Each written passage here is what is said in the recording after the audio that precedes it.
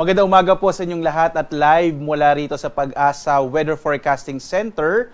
Narito na ang lagay ng ating panahon ngayong araw ng Linggo, January 4, 2026. At sa ating latest satellite images, makikita po natin una ay wala po tayong minomonitor na low pressure area sa loob at labas ng Philippine Area of Responsibility. At tatlong weather systems po ang nakaka-apekto ngayon sa ating bansa. Ang northeast monsoon o amihan, partikular na dito sa Mahilaga at gitnang Luzon, habang nakararanas naman po ng mga pag-ulan ang ilang bahagi, lalo na yung Southern Luzon at Kabisayan, dulot naman nitong shear line. No? Nakaka-apekto po ito sa may Kabisayaan hanggang Palawan. Habang yung easterlies, ang prevailing weather system naman sa may bahagi ng Mindanao. Makikita po ninyo mga kababayan na maulan po dito sa malaking bahagi ng lalo na sa Bicol region at sa Kabisayaan. Kaya iba yung pag-iingat po dahil inaasa natin magpapatuloy itong mga pag-ulan na to na dulot nga ng shear line hanggang bukas. Kaya posible pa rin yung mga flash floods and landslide, particular sa bahagi ng Bicol region at ng Kabisayaan. Muli po, no, wala tayong low pressure area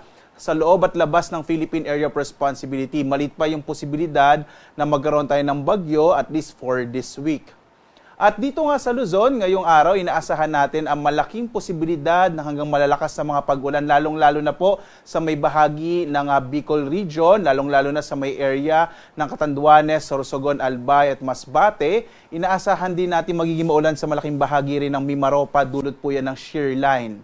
Ang northeast monsoon o hanging amihan naman na magdadala ng mga pag-ulan, partikular na sa may bahagi ng Cagayan Valley region at dito sa may area ng Aurora, Quezon at ilang bahagi ng Bicol region, yung Camarines Sur at Camarines Norte. Habang ang nalalabing bahagi ng Luzon, makararanas ng mas maulap na kalangitan na may mga mahihinang pag-ulan na dulot naman niya ng hanging amihan. Medyo malakas pa rin po kasi yung amihan ngayon, kaya mapapansin natin medyo malakas yung hangin sa malaking bahagi ng Luzon at medyo mabababa yung mga temperaturang ating nararanasan. Dito nga sa Lawag, agwat ang temperatura natin 19 to 28 degrees Celsius.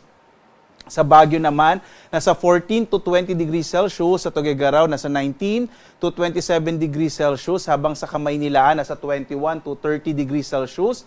Ang asa natin agwat ng temperatura sa araw na ito. Sa Tagaytay naman, 21 to 26 degrees Celsius. Habang sa Legazpi, nasa 24 to 28 degrees Celsius. Dumako tayo sa Palawan, Visayas at Mindanao. Dito nga sa Palawan, kung saan nakaka-apekto ang shear line, inaasahan din natin magiging maulan ng panahon. Agwat ng temperatura sa Palawan, dito sa Calayan Islands, nasa 24 to 30 degrees Celsius. Sa Puerto Princesa naman, nasa 24 to 30 degrees Celsius.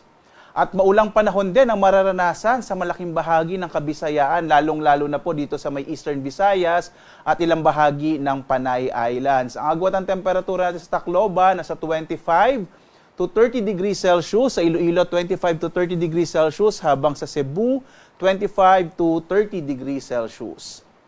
Ang easterlies o yung hangin nagmumula naman sa karagatang Pasipiko ang siya magdadala ng mga pag-ulan, lalong-lalo na sa may area po ng Caraga dito sa Mindanao ngayong araw. Ang nilalabing bahagi naman ng Mindanao, makikita po natin mas maliwalas sa panahon na mararanasan, bagamat posible pa rin yung mga localized rain showers and thunderstorms, lalo na sa dakong hapon hanggang sa gabi. Mag-ingat pa rin po, no? Kahit may mga localized thunderstorms, kung minsan ay nagkokos po o nagiging dahilan sa pagkakaroon ng mga biglaang pagbaha, mga flash floods at landslides. Agwat ang temperatura sa Zamboanga, nasa 24 to 32 degrees Celsius. Sa Cagayan de Oro naman, 24 to 30 degrees Celsius. Sa Davao, nasa 24 to 32 degrees Celsius.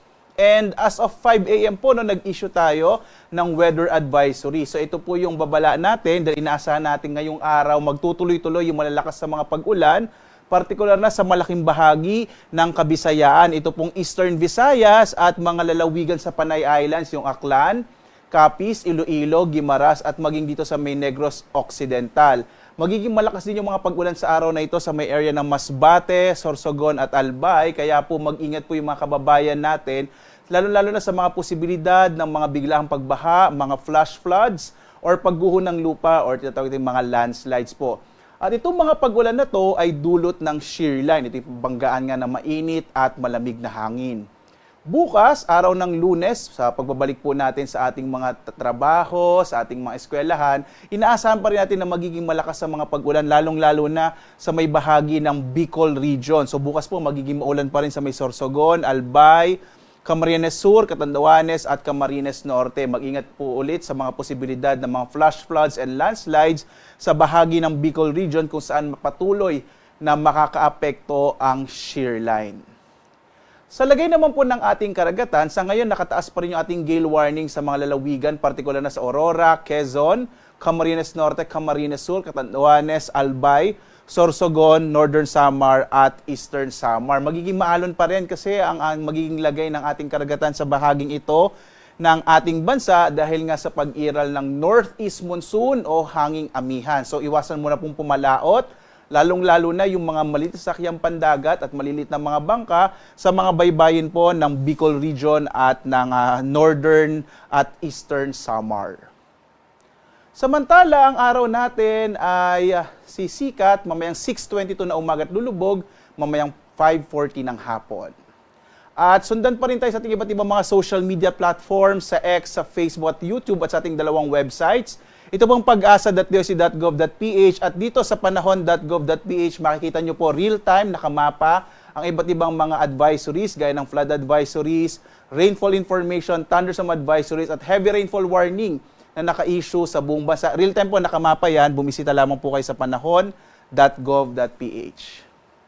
At live na nagbibigay update mula rito sa Pag-asa Weather Forecasting Center. Ako naman si Obet Badrina. Maghanda po tayo lagi para sa ligtas na Pilipinas. Maraming salamat po. Have a blessed Sunday sa inyong lahat. Salamat po.